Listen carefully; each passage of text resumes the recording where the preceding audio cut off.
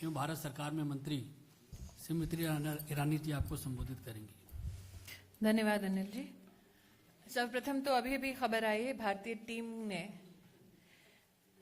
जो जीत हासिल की उसके लिए हम सब नागरिकों की ओर से, न सिर्फ भाजपाइयों की ओर से, बल्कि मुझे यकीन है कि यहाँ जितने मीडिया के हमारे बंधु उपस्थित हैं सभी की ओर से हार्दिक शुभकामनाएं और विशेष अभिनंदन।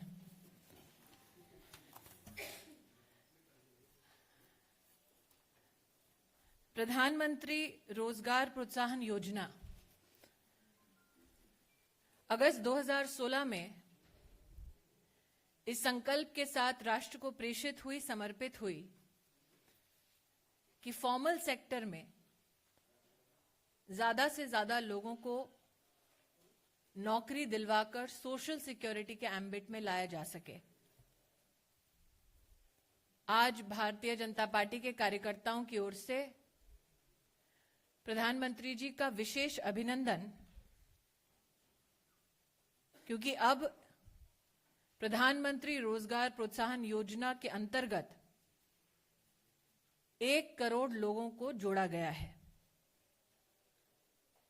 आप सबको याद दिलाना चाहूंगी कि इस योजना के माध्यम से भारत सरकार ने संकल्प लिया कि 3 साल तक जो न्यू एम्प्लॉइज होंगे, नए कर्मचारी होंगे, जो ईपीएफओ से अपने आप को रजिस्टर करेंगे, 1 अप्रैल 2016 से उनके लिए 12% का जो प्रोविडेंट फंड है, पेंशन स्कीम का जो भुगतान है, एम्प्लॉयर्स को प्रोत्साहित करने के लिए भारत सरकार अपनी ओर से उस 12% में सहयोग देगी। 1 करोड़ लोगों का इस योजना के माध्यम से फॉर्मल सेक्टर में एम्प्लॉय होना, इसके लिए विशेष अभिनंदन के हकदार माननीय प्रधानमंत्री जी और भारत सरकार हैं। एक सशक्त भारत की कल्पना लेकर आयुष्मान भारत जैसी एक ऐतिहासिक योजना को भी भारत सरकार ने राष्ट्र को समर्पित किया। 23 सितंबर 2018 इस योजना की शुरुआत हुई और महज 100 दिनों में लगभग 7 लाख लोग, और हाल ही के स्वास्थ्य मंत्रालय के आंकड़े हैं कि 8 लाख लोगों को त्वरित रूप से आयुष्मान भारत का लाभ मिला। प्रधानमंत्री के दिशा निर्देश पर बनाई गई इस योजना का न सिर्फ स्वागत हिंदुस्तान में हुआ, बल्कि अंतर्राष्ट्रीय एजेंसीज जैसे कि WHO और कुछ ग्लोबल सिटीजन्स जैसे कि बिल गेट्स, इन्होंने आयुष्मान भारत का स्वागत किया, देश हित में इस कार्य की सराहना की, और न सिर्फ भारत में बल्कि अंतर्राष्ट्रीय स्तर पर स्वास्थ्य की दृष्टि से इस इतिहास को रचने के लिए भारत का प्रधानमंत्री जी का अभिनंदन किया। आज इस मंच से भारतीय जनता पार्टी के कार्यकर्ता अभिनंदन की श्रृंखला में अभिनंदन करना चाहेंगे इसरो का। स्वतंत्र भारत के इतिहास में इसरो ने आज जो एक नया प्रयास करना चाहते हैं, उसे जब राष्ट्र के सम्मुख प्रस्तुत किया, उसमें ध्यान आता है कि 1 महीने का यंग साइंटिस्ट कार्यक्रम चलाया जाएगा, जिसके अंतर्गत हर प्रदेश से 3 छात्रों को ट्रेन करके रिसर्च लैब तक उनको एक्सपीरियंस दिया जाएगा, ताकि सैटेलाइट्स बिल्डिंग में भारत की युवा पीढ़ी को तैयार किया जा सके, प्रोत्साहित किया जा सके।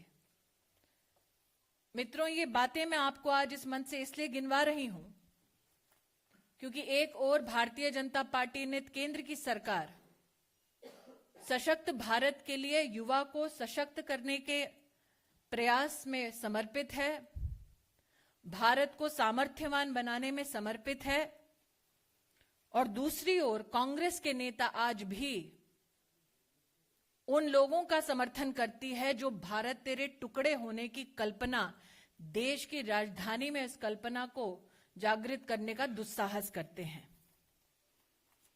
हाल ही में कांग्रेस के एक वरिष्ठ नेता ने कहा कि उस कानून को हटा देना चाहिए जो देशद्रोह को कानून की किताबों में परिभाषित करता है। आज उस सज्जन से कहना चाहती हूं कि उनके राष्ट्रीय अध्यक्ष ने यह हिमाकत की थी कि वो जाकर उन लोगों के साथ उठ खड़े हुए थे जिन्होंने भारत तेरे टुकड़े होने का नारा दिया था। आज भी अगर उनकी यही मानसिकता है तो आज उनको चुनौती देती हूं कि हिंदुस्तान के किसी भी चौराहे में जनता के मध्य में जाकर वो देखें कि क्या वो डंके की चोट पर भारत तेरे टुकड़े होने का नारा दे पाएंगे और क्या देश की जनता उनका समर्थन करेगी। Ladies and gentlemen, today, while we all members of the press, I'm sure, and BJP workers congratulate Team India for their victory, I am here today to celebrate the milestone achieved by the Pradhan Mantri Rozgar Protsahan Yojana, which began in 2016 and has ensured that over 1 crore Indian citizens come into the formal organized sector. The fact that the government of India had assured that for 3 years those employers who will get new employees into the fold and register them with EPFO, and the employer's contribution of 12% will be paid by the government of India, a system which is totally Aadhaar based, without human interface, digital in its capacities, today celebrates the 1 crore milestone. We in the BJP congratulate the Honorable Prime Minister for ensuring that employment opportunities in the formal sector thrive. As we all know, Ayushman Bharat has today provided medical support and strength to over 8 lakh patients. A vision of the Honorable Prime Minister. It has been lauded by international agencies, institutions like WHO, and also global citizens like Bill Gates. I, on behalf of the Bharatiya Janata Party, also take this opportunity to thank ISRO for dedicating a month to young scientists, wherein through a program ISRO will ensure that 3 students from each state in India are trained, given access to research facilities so that they gain practical experience in building satellites. On one hand, the BJP-led government at the center resolves to ensure a strong India, a resurgent India, by strengthening the possibilities of not only our young but also our families. On the other hand, the Congress party continues to delve in and support those forces who proclaim on the streets of the national capital, Bharat tere tukde honge. Recently, a Congress leader hid behind the fig leaf of how sedition is looked upon, did not pay heed to the fact that a criminal conspiracy, an attempt to riot, ensued amongst those who spoke against India and the interest of India. But just because the Congress leader has a venomous approach towards the Honorable Prime Minister, they would rather side with, break the country forces than contribute towards making a new India. The Congress president has publicly stood with such forces, publicly supported the statement of Bharat Tere Tukde Honge. As citizens of this country, let us ask the Congress president and the Congress party, would they have the guts to stand out in public places and repeat that slogan against India and against the interests of India? I will now open the floor for questions, please.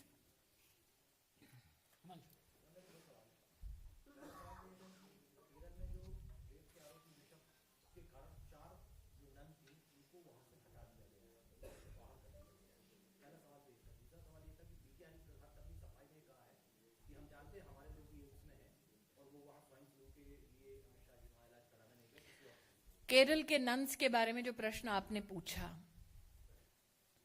आज वो प्रश्न पूछना चाहिए उन लोगों से जो महिला उत्थान की बात करते हैं, लेकिन चुप्पी साध के तब बैठते हैं जब उनके लिए पॉलिटिकली महिला का उत्थान कन्वीनियंट नहीं होता। केरल की सरकार से पूछना चाहिए कि उन नन्स की सुरक्षा,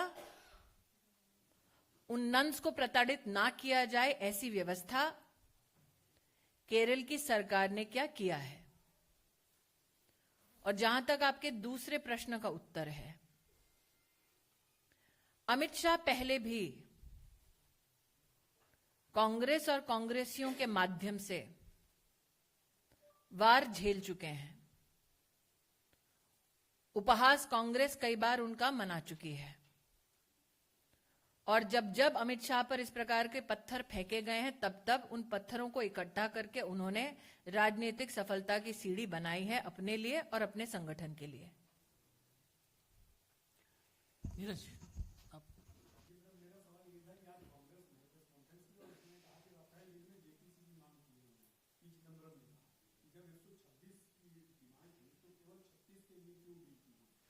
मैं इतना ही कहना चाहती हूं, जिस विषय पे सुप्रीम कोर्ट ऑफ इंडिया बोल चुकी है विस्तार से, जिस विषय पर रक्षा मंत्री 1.5 घंटे से ज्यादा सदन में बोल चुकी है, जिस संदर्भ में कैग के पास सारी फाइलें उपस्थित हैं, उनके पास अभी हैं वर्तमान में, वो अपनी रिपोर्ट बना रहे हैं, उस संदर्भ में बार बार एक मिलिशियस अटेम्प्ट करना कि एक ही विषय पर अपनी राजनीति करना और राष्ट्रहित को और राष्ट्र नीति को त्यागना, कांग्रेस का ये खेल अब जनता के सामने उसका पर्दाफाश हो चुका है।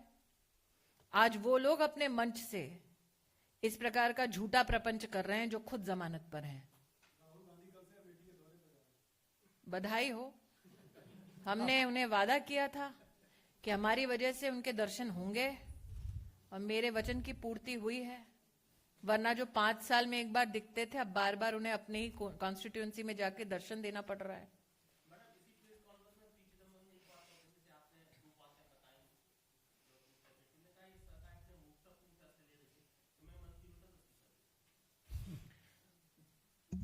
Aditi,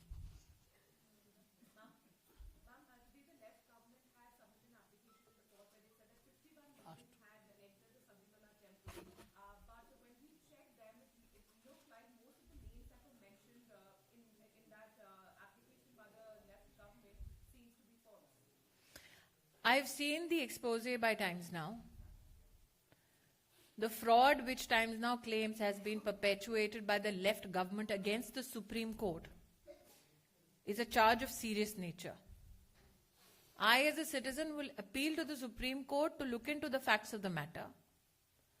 But as a BJP worker, am I surprised that the left tried to hoodwink the Supreme Court? No, I am not. That it is the intention of the left to attack the Hindu faith is known not only to the citizens of Kerala, but the citizens across the country. Devendra ब्राशर।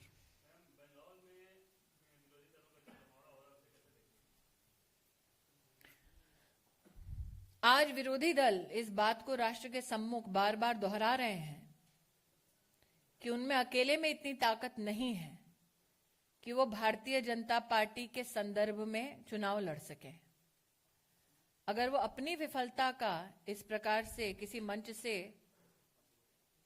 उजागर करने का प्रयास कर रहे हैं, तो इसमें मुझे अपने शब्द जोड़ने की जरूरत नहीं है। नरेंद्र मोदी भारतीय जनता पार्टी की नेशनल काउंसिल में बोल चुके हैं कि जनता मजबूत सरकार चाहती है, मजबूर सरकार नहीं चाहती।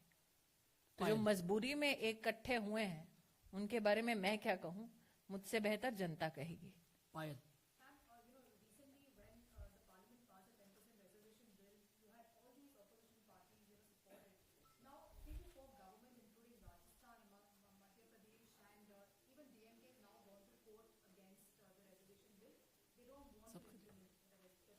Is it your contention that the Congress government of Rajasthan and Madhya Pradesh is against this?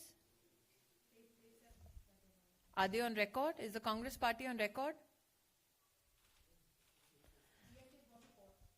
Is the Congress party in the governments of Rajasthan and Madhya Pradesh, are they on record saying this, ma'am? So let Rahul Gandhi answer कि गरीब को जो आरक्षण दिया है हाल ही में संविधान संशोधन के बाद, कांग्रेस उस पर दोगला रवैया क्यों अपना रही है?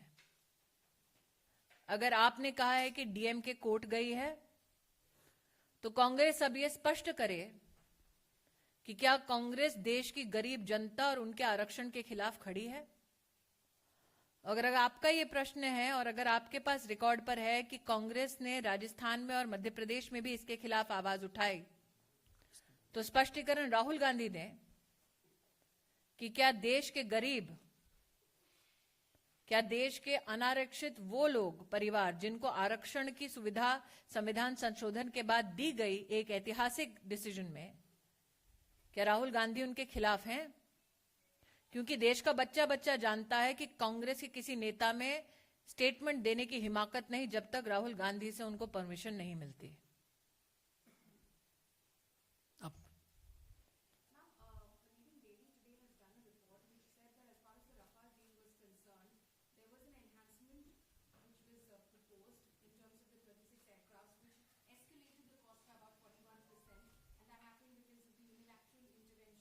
Like I said, in cohesion with Mr. Chidambaram, whatever statements have been made and have been supplanted by this supposedly leading daily, I have said, and I'll repeat my answer again, the Honorable Supreme Court, cognizant of all facts of the matter, has issued unequivocally its statement with regards to this particular issue. The Defence Minister has eloquently and strongly spoken on every detail with relation to this particular issue in Parliament. CAG has access to all files relating to this particular issue. And those for whom Supreme Court, Parliament and CAG is not sufficient enough and will use this issue for their own political ends, I will only say this, that ये public है, सब जानती है, कांग्रेस के झूठ और Bharatiya Janata party के सच को पहचानती है। निर्मला सीतारमण ने इस संदर्भ में पार्लियामेंट में जवाब दे दिया है। सुप्रीम कोर्ट ने इस संदर्भ में अपना फैसला दे दिया है। वो लोग जो अपनी राजनीति के लिए इस विषय को बार बार उठा रहे हैं, उनकी राजनीति कामयाब नहीं होगी, ये मेरा विश्वास है। राजीव जी,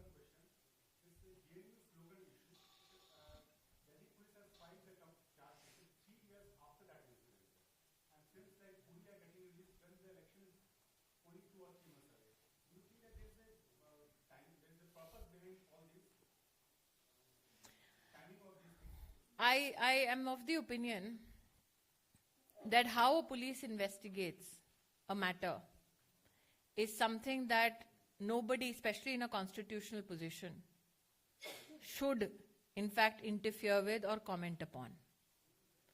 Secondly, with regards to the release of a film, this is a film independently made, produced and released. It has nothing to do with the Bharatiya Janata Party or the government for that matter. When a filmmaker chooses to make a film and release it, is incumbent upon them. Last I checked, Ronnie Screwvala was not a BJP member. विकास भदौरिया।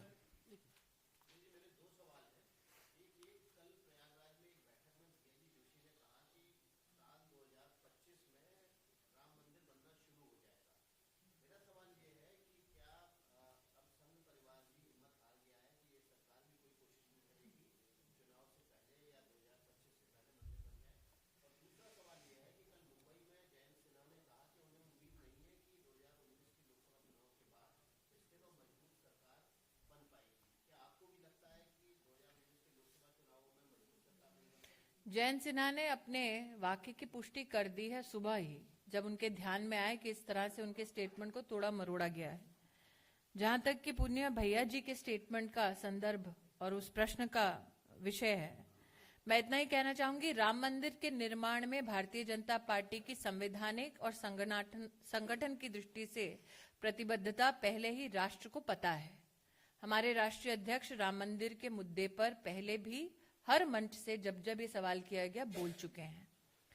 मैं क्योंकि cabinet की member हूं, इसलिए ये भी कहना चाहूंगी कि माननीय प्रधानमंत्री जी ने भी जब उनसे ये सवाल किया गया तब संविधान की मर्यादा में रहकर किस प्रकार से भारत सरकार इस मुद्दे पर अपना कार्य करेगी, उस पर प्रधानमंत्री जी स्वयं बोल चुके हैं। और जहां तक भैया जी की टिप्पणी पर टिप्पणी करने का सवाल है, ये मंच भारतीय जनता पार्टी का है। प्रवक्ता होने के नाते राष्ट्रीय स्वयंसेवक संघ पर टिप्पणी मैं ना करूं, उसी में संयम है, उसी में मर्यादा है। आप इसके बाद आप जी।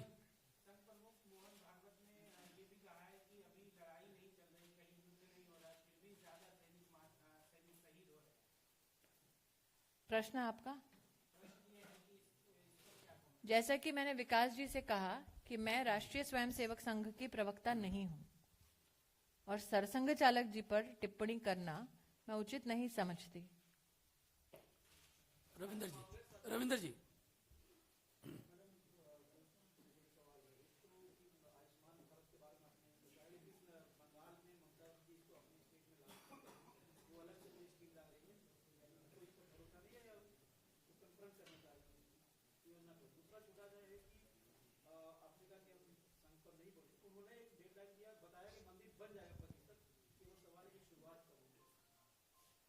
तो मैं क्योंकि 2 बार रिपीट कर सकती हूँ, तीसरी बार भी कर सकती हूँ, मुझे कोई आपत्ति नहीं है। मैं इतना ही कहूंगी, जहां तक कि ममता जी और आयुष्मान भारत का सवाल है, राष्ट्र की जनता ये जान ले कि राष्ट्र के इतिहास में पहली बार स्वास्थ्य की सुरक्षा की दृष्टि से प्रधानमंत्री जी ने देश हित में 10 करोड़ परिवारों को प्रति परिवार 5 लाख रुपए का संरक्षण स्वास्थ्य की दृष्टि से मिले। 1300 से ज्यादा बीमारियों में गरीब और गरीब ना हो, उनके घर, जेवर, पैसे सब के सब ना लुटें, इसके लिए विशेष रूप से आयुष्मान भारत नामक एक योजना का निर्माण किया। वो राजनीतिक दल जो अपनी सत्ता की भूख में जनहित के इस काज को त्याग रहे हैं, उनकी बदले की भावना मात्र मोदी के प्रति नहीं बल्कि देश की उस गरीब जनता के प्रति भी है जो इस वक्त स्वास्थ्य की दृष्टि से संरक्षण चाहती है।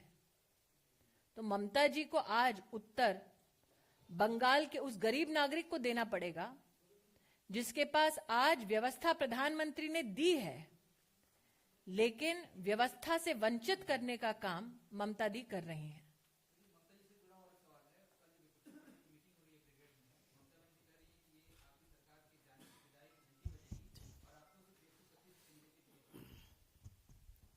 आपका सवाल?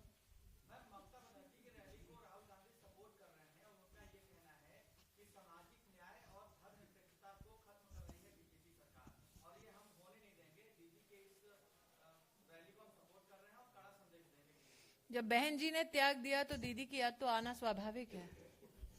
संजय जी हो गया? जैसा कि मैंने कहा, ये मंच भाजपा का है, सरकारी मंच से आप शिक्षा मंत्री से ये प्रश्न कर सकते हैं। हरी जी जी जी सर।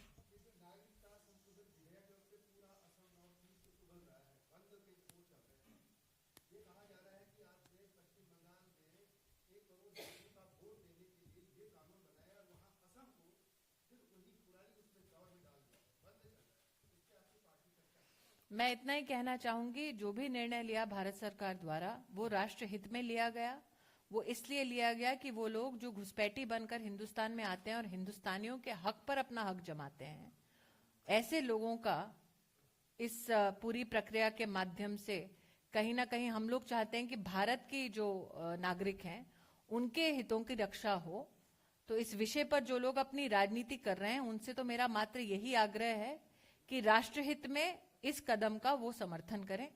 भारतीय जनता पार्टी के इस मंच से मैं इतना ही कहना चाहूंगी कि जैसे मैंने कहा, मैं कैबिनेट की भी मेंबर हूं, तो उस कैबिनेट डिसीजन में मेरा भी समर्थन रहा है। बहुत बहुत धन्यवाद।